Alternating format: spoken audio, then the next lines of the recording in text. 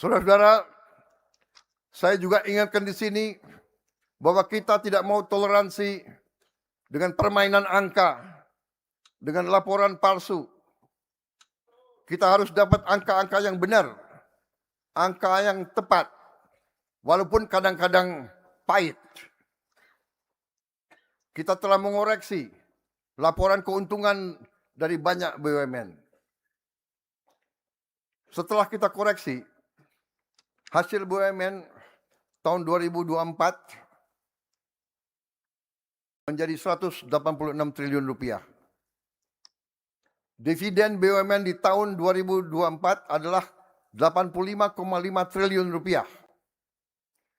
Karena perbaikan-perbaikan yang kita kerjakan, pada tahun 2025 keuntungan BUMN mencapai 326 triliun rupiah.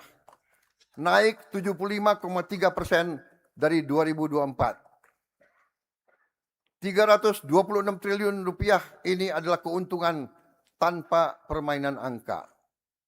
Dividen BUMN yang disetor tahun 2025 mencapai 142,3 triliun. Naik 67% dari tahun 2024. Namun, tentu lebih tepat angka dividen BUMN dilihat secara net dengan penanaman modal negara atau PMN yang diberikan dari APBN ke BUMN pada tahun yang sama. Pada tahun 2024, dividen BUMN dikurangi PMN adalah 53 triliun rupiah. Tahun 2025, dividen BUMN dikurangi PMN adalah 138 triliun rupiah. Naik 160%. Dividen BUMN di tahun 2026 ini diproyeksikan kembali naik sampai dengan 200 triliun tanpa ada PMN. Artinya dari 2024 ke 2026 naik dari 53 triliun rupiah ke 200 triliun rupiah atau bisa dikatakan 4 kali lebih besar. 400% meningkatnya tanpa PMN.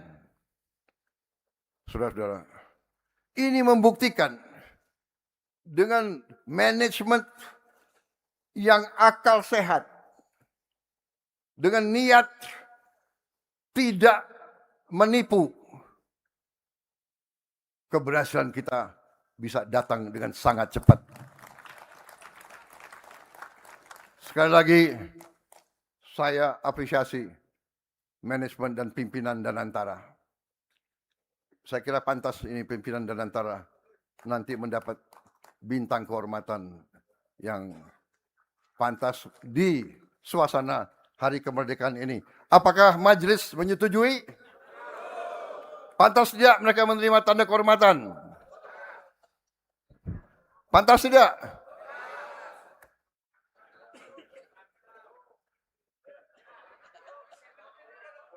Keuntungan BUMN sekarang digunakan untuk mempercepat upaya hilirisasi kita.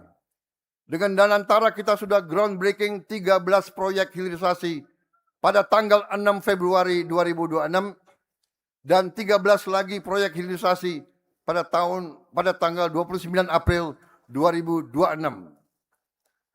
Proyek-proyek seperti pengolahan batu bara menjadi DMA, menggantikan LPG, hilirisasi tembaga dan emas, pengolahan garam industri, smelter alumina menjadi aluminium, menghasilkan puluhan ribu lapangan kerja. Belum lagi proyek-proyek waste to energy yang telah juga kita mulai. Keuntungan BUMN juga sekarang kita gunakan untuk mempercepat upaya downstreaming kita dengan juga upstreaming. Kita juga akan membeli perusahaan-perusahaan terbaik di dunia untuk kita bisa dapat teknologinya, kita bisa dapat IP-nya, kita bisa dapat manajemen yang terbaik, kita bisa dapat pasarnya, kita bisa dapat pengalaman mereka, sehingga nanti ekonomi kita akan kuat. Saudara-saudara, sebagai contoh untuk meningkatkan hasil daging kita, kita perlu sapi yang banyak. Ya, dengan itu kita bisa mendapatkan teknologi cloning. Dengan cloning kita bisa memperbanyak kita punya ternak. Kita juga telah membangun Bank Emas Indonesia. Kita ingin emas Indonesia tidak hanya ditambang di negeri ini, tapi disimpan, diperdagangkan, dan diberi nilai tambah di negeri orang lain. Hari ini dengan adanya Bank Emas yang baru beroperasi 1 tahun, Bank Emas kita di Pegadaian dan di Bank Syariah Indonesia sudah mengelola 153 ton emas dengan nilai sekitar 360 triliun rupiah atau sekitar 20 miliar dolar Amerika Serikat. Kekayaan Indonesia harus memperkuat tabungan, pembiayaan, dan perekonomian Indonesia. Maaf, saya mohon izin.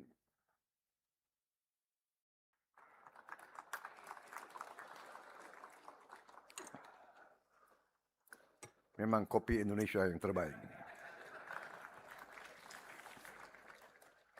Daerah-daerah penghasil kopi pasti mendukung saya.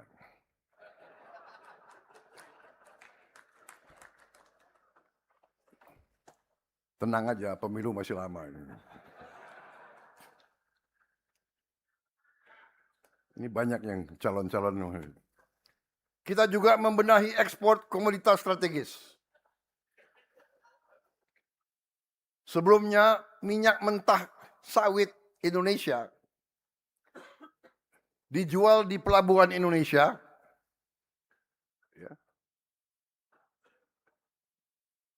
dijual sekitar Rp15.000 per kilogram, sementara harga di bursa Rotterdam, Belanda, harganya Rp27.000 per kilogram. Padahal di Belanda 1 hektar pun nggak ada kebun kelapa sawit. Artinya, sesungguhnya kita telah hilang 50% nilai komoditas kita. Karena itu, pada tanggal 20 Mei 2026, Hari Kebangkitan Nasional kita, di aula terhormat ini, di hadapan majelis terhormat ini, saya telah mengumumkan pembentukan PT Danantara Sumber Daya Indonesia atau PT DSI sebagai pintu tunggal processing ekspor komoditas milik Indonesia. Ya. Saya ulangi, processingnya bukan bahwa satu PT yang akan menguasai komoditas dan mengekspor, tidak.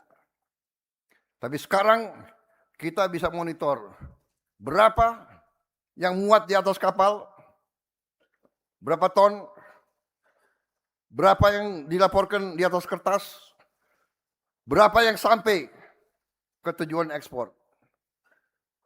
Kita tidak ingin laporan yang satu berbeda dengan laporan di negara tujuan. Sejak mulai beroperasi pada tanggal 1 Juni 2026, hanya dengan 3 komoditas, ya, batu bara, kelapa sawit, dan besi baja, ya, fero. Ya, fero. Dalam waktu 2 bulan 13 hari, DSI sekarang telah mengelola devisa ekspor senilai 14 miliar dolar dari hanya 3 komoditas strategis. Lebih dari 6.000 transaksi ekspor 3 komoditas tersebut telah dimonitor oleh DSI. DSI telah menemukan potensi tambahan 5 miliar dolar hanya dari perbedaan dan penyesuaian harga.